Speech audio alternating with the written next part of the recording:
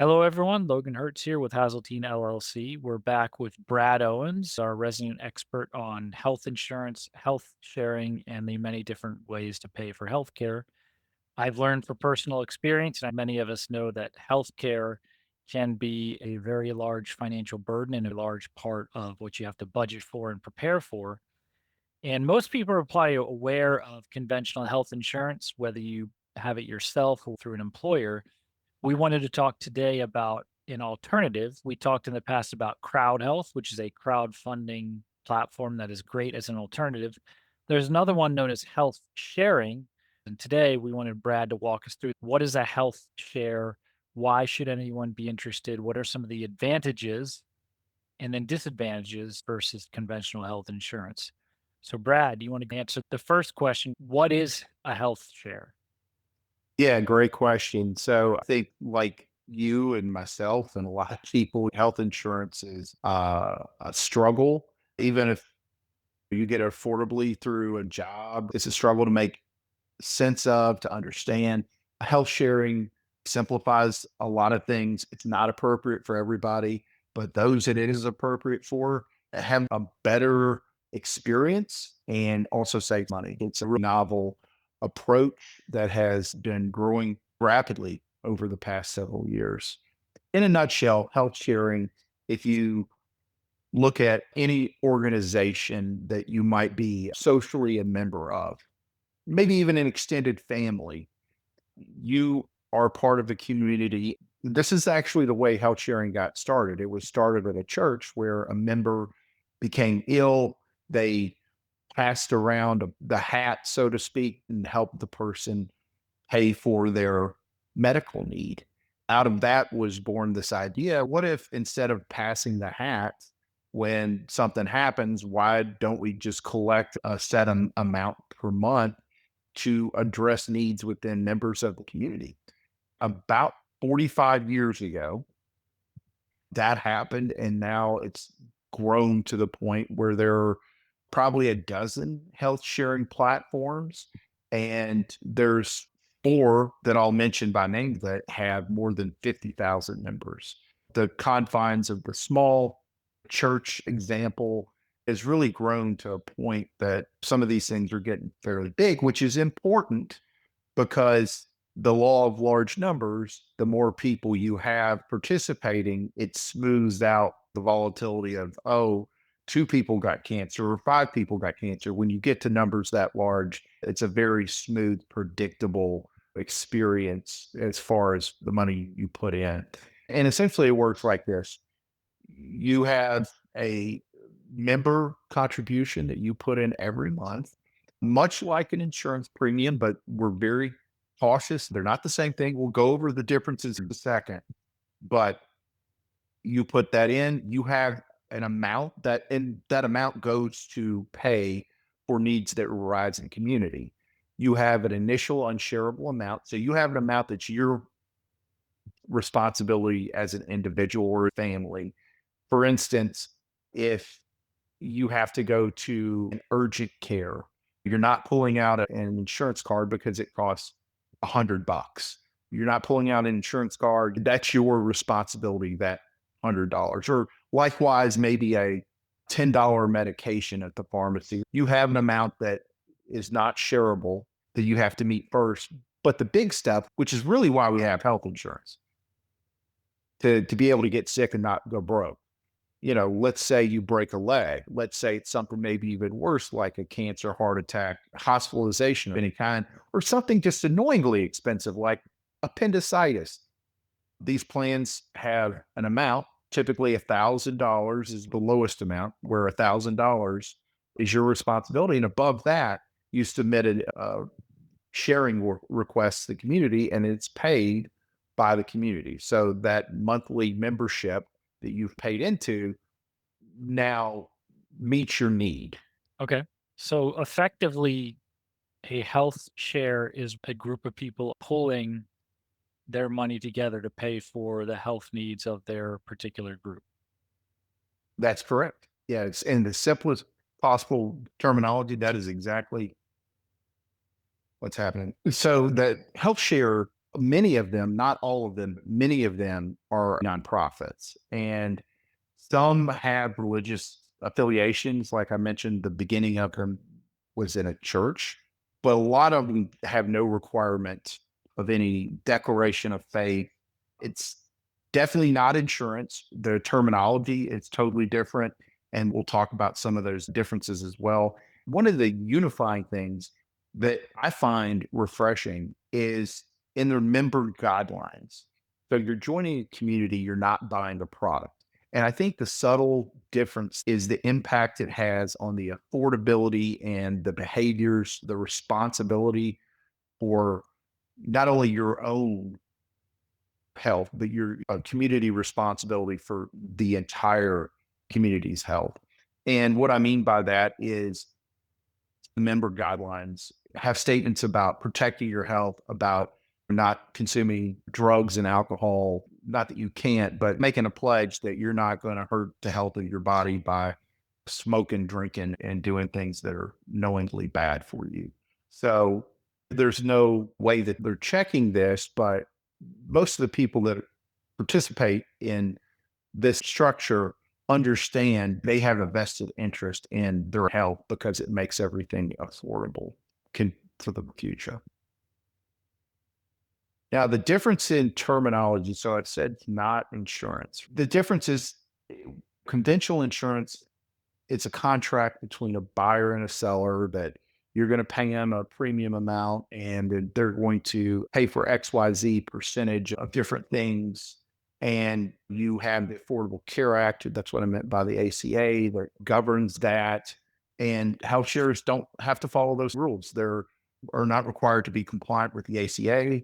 They are governed by consumer protection laws. There is oversight, a big difference. And one of the things that helps reduce the cost of this is pre-existing condition limitations.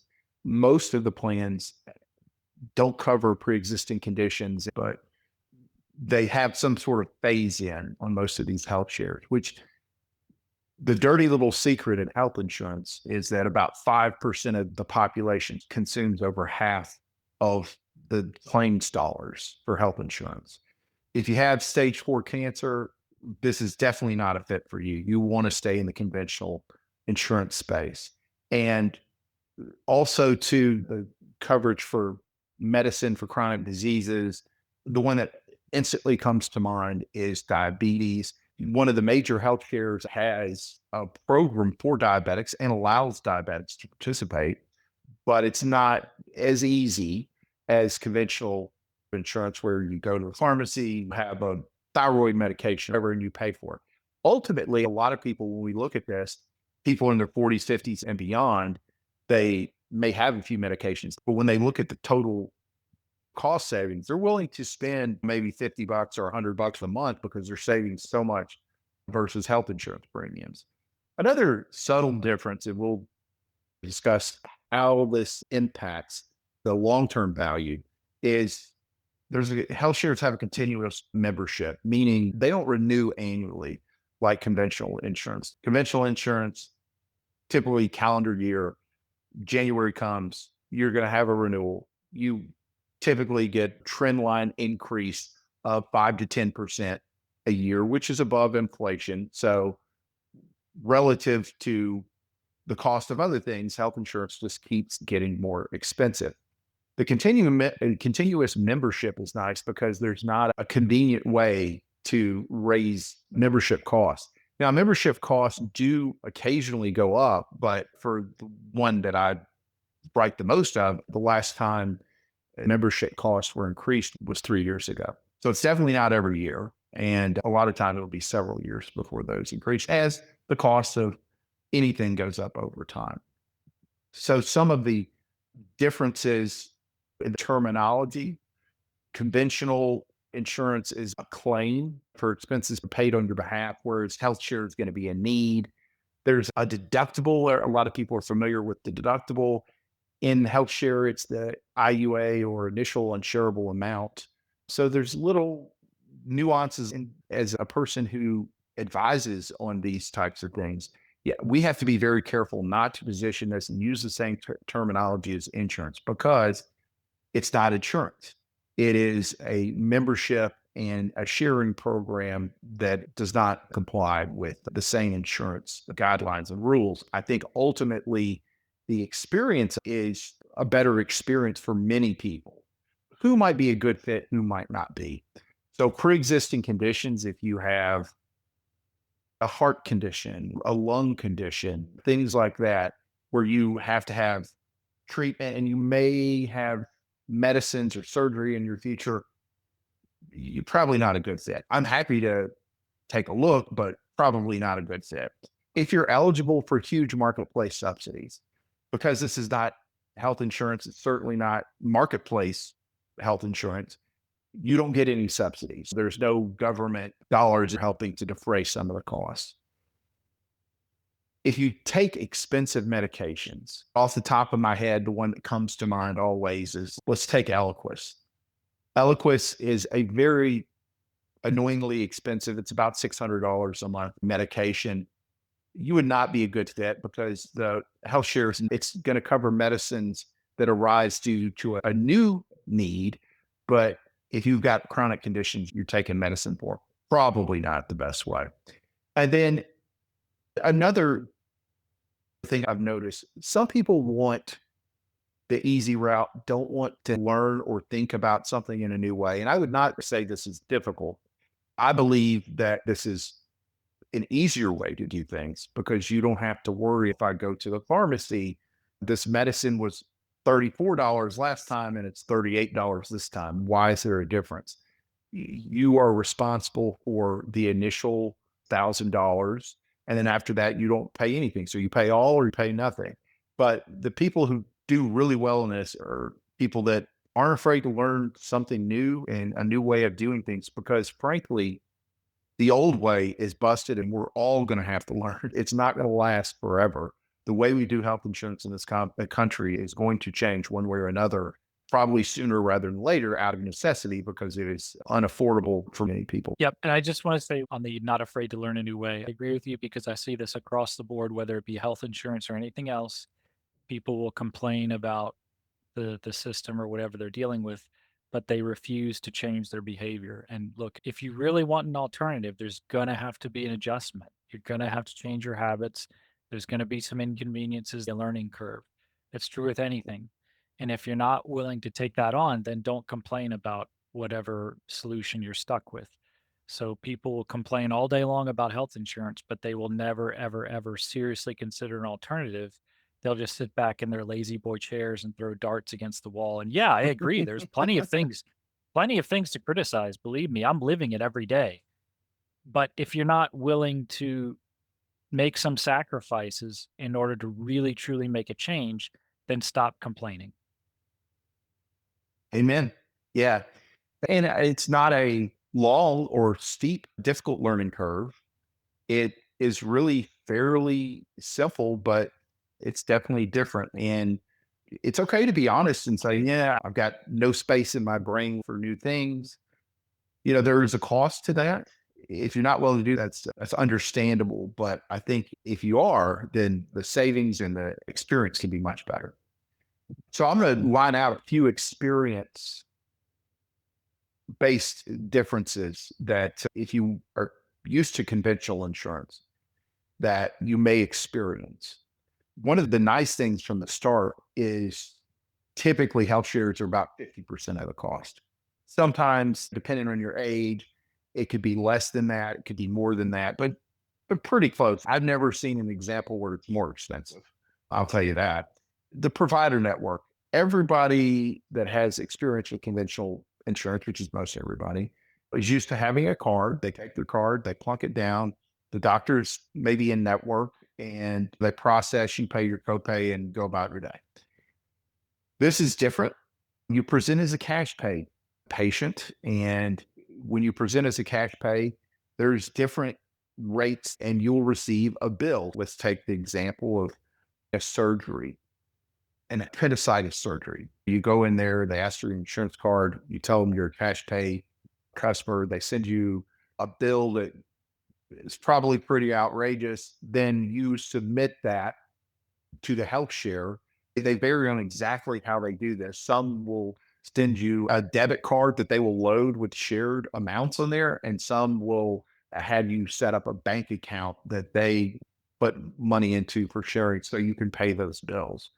But at any event, it's different when you present as a cash pay, and you're going to have to be comfortable with that. Now, the good part about being a cash pay is that you don't have to stay in any network. You can go to any doctor, provided that they will accept cash for service, which is most doctors. Logan, have you met one yet that refuses to take cash to go see? Never met anyone in any business who wouldn't take cash. And that's right. So the network piece is really unique that, and some allow for coverage outside of the United States. So they will reimburse you if you have a procedure done in another country, or you are traveling and have to have a procedure done in another country. They will reimburse you for those costs as well. Conventional, you present your card, then after it's processed, you'll receive an EOB, a statement. Here, you receive a bill directly from the provider that you submit for sharing. In the $1,000 example, if it's a $15,000 bill for surgery, you're responsible for 1,000. The sharing covers the other 14,000. Compared against most insurance, you're going to come out a lot better in that scenario. In conventional insurance, you have one deductible that resets annually. If you're on a calendar year plan, you don't want to be having a surgery in December, and if you meet your deductible, then it resets to zero.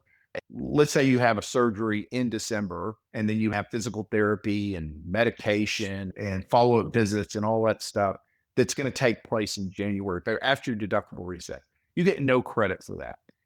With the health share, it's any need, which would be defined as treatment for injury or illness.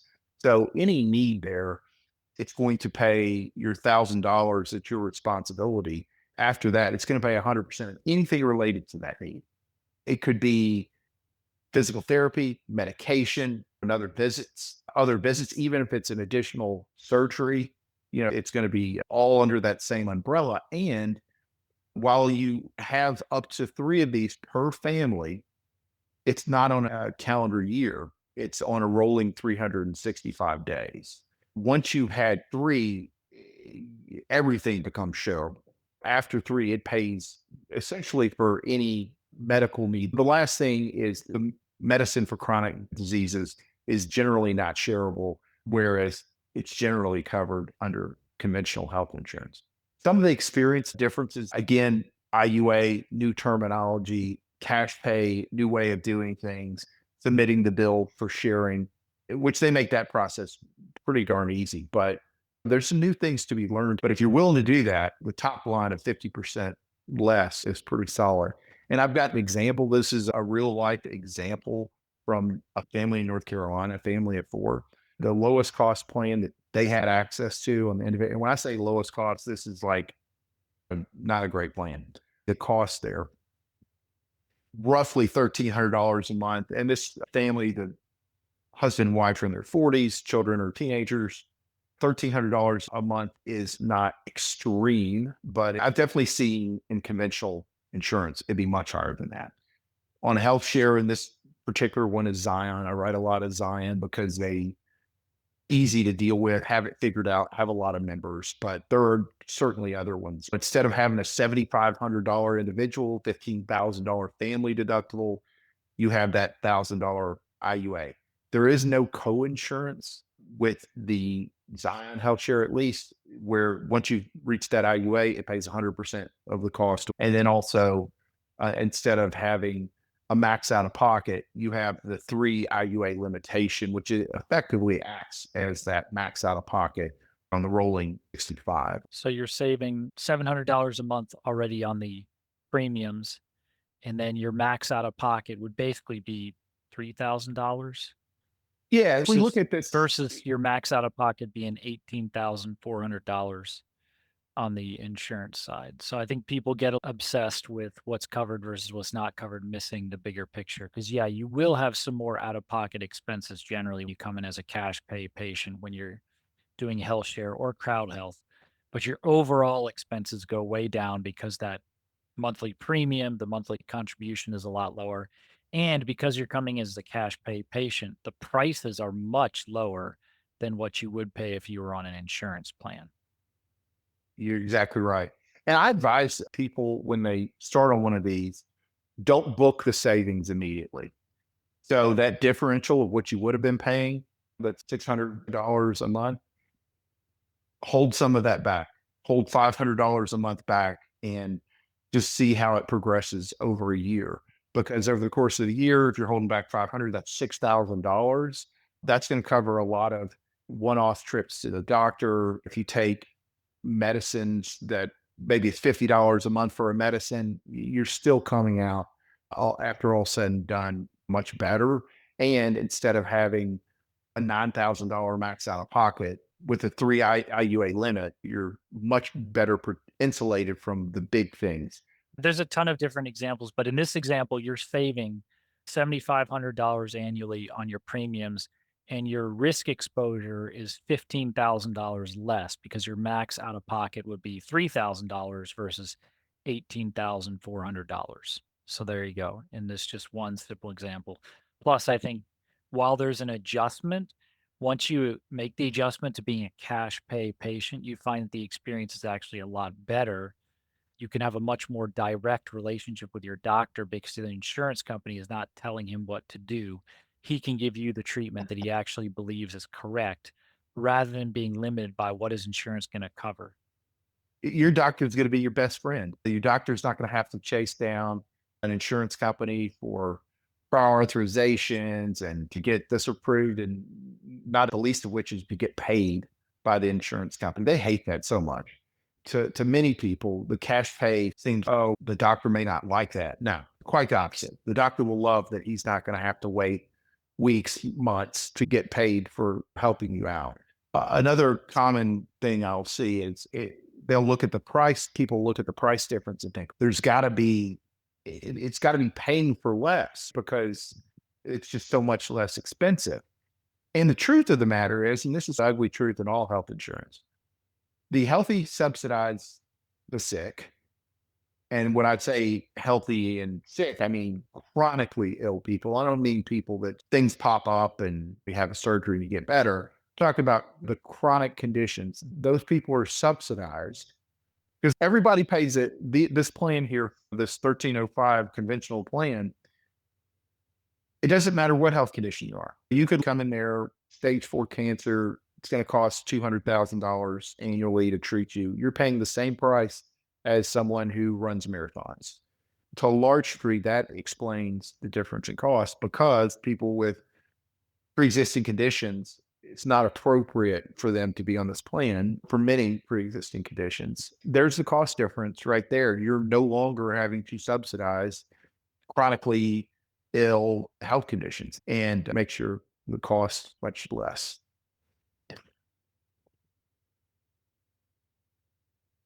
These are the top health shares out there that have greater than 50,000 members. There's many more, and there's ones emerging, but these are ones that have stood the test of time, have a large membership, unlikely to experience any financial issues. If you look at them, with the exception of Sedera, they had biblical sounding names. Only I know Christian Healthcare Ministries, which is the biggest one, Samaritan, and then they do have faith-based requirements, but Zion and Sedera, neither one of them do. They don't have any profession of faith that you have to do. Each of these is different, and we can certainly, if you contact me, I can go through and side by side compare these, but they operate fairly similarly in their structure, but differently when it comes to experience related things. So, generally speaking, if you are relatively healthy, health share or crowd health could be a good option. If you're not healthy, you still might be a candidate. We would have to look at it more deeply and do the analysis. If you have phenomenal employer provided health insurance, there could still be reasons to consider something like this in terms of protecting your insurability for the future because you may not always have great employer provided health insurance. And if you are eligible for a phenomenal subsidy with an exchange plan, Brad and I just got someone coverage for free or fully subsidized. It's tough to turn that down, but there still could be reasons why you might want to do something like this because of that continuous membership where you're really securing it for the future. And the escalation in cost, one thing you touched on briefly, Brad, is not only are these cheaper today, but the costs don't escalate the way that health insurance does, where it goes up probably a good 7% per year on average, more than inflation. Whereas with health shares and with crowd health, their prices tend to rise a lot slower if they rise at all. That's exactly right, because they are managing the core reason, chronic disease and pre-existing conditions. They're managing the core driver of cost. These plans will grow in popularity. They will displace, especially as the expansion of marketplace subsidies that happened during COVID gets rolled back in 2026.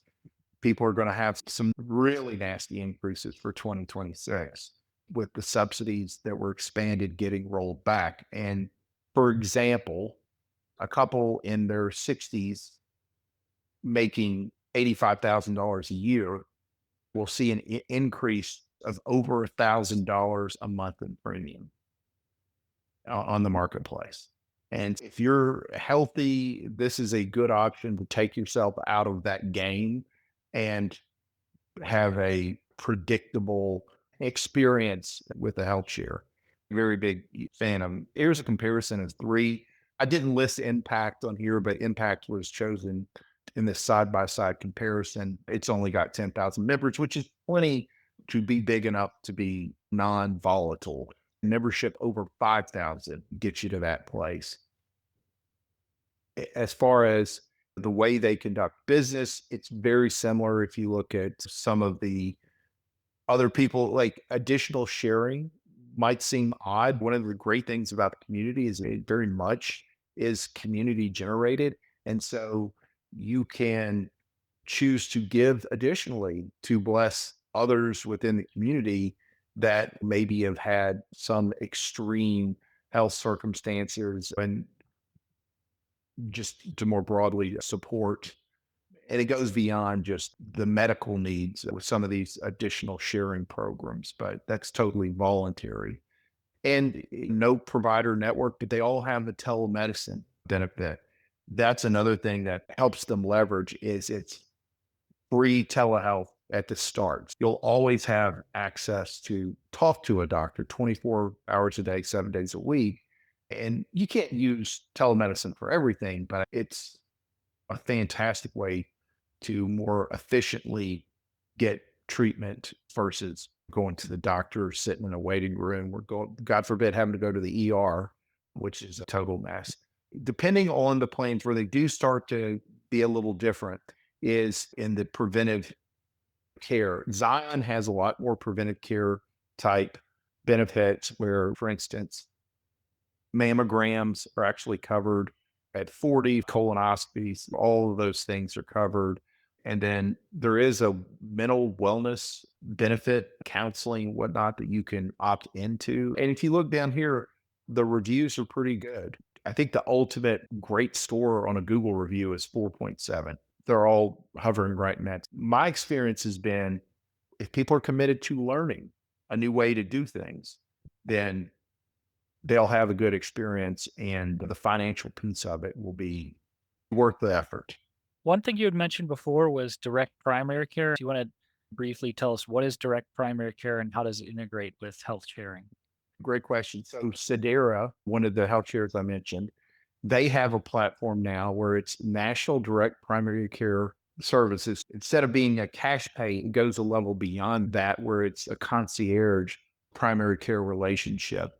When you have the direct primary care, you have a doctor that you choose, and then you're able to go see that doctor as much as you want, and they take care of your needs. The way that direct primary care reduces costs is doctors have no incentive to push you down the hospital system. And what I mean by that is most all private practices now are owned by hospital systems. And if you can follow the money there, where referrals get made to go get imaging, specialist treatment, that sort of thing.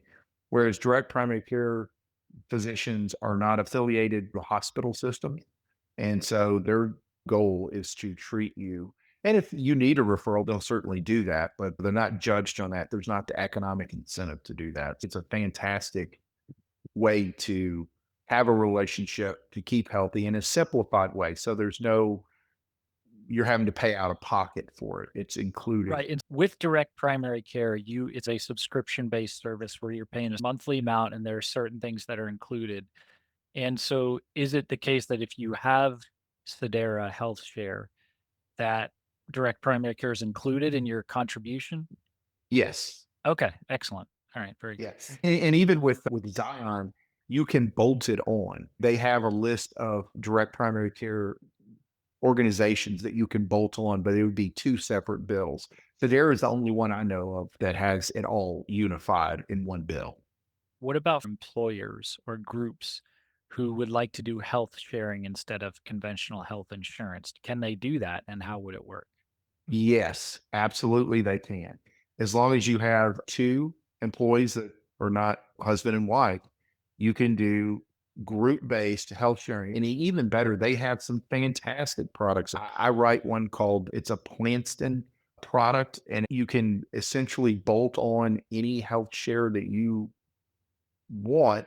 And what it does is it provides the ACA compliant preventive care piece to the group plan. So even if you've got, let's say 100, 200, 300 employees, you can use the health share and be ACA compliant, not have to worry about penalties by not mandating to offer coverage to your employees.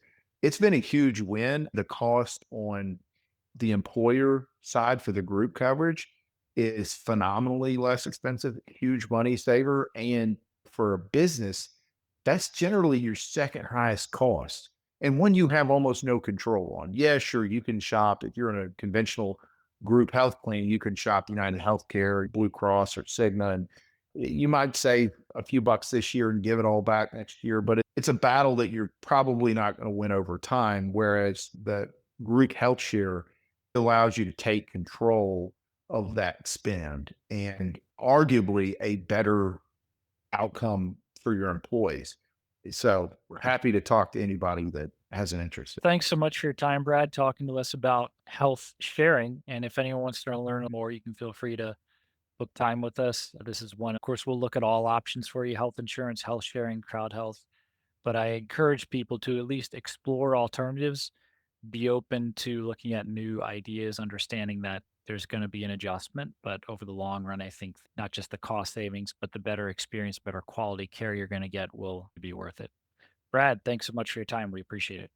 Thank you, Logan.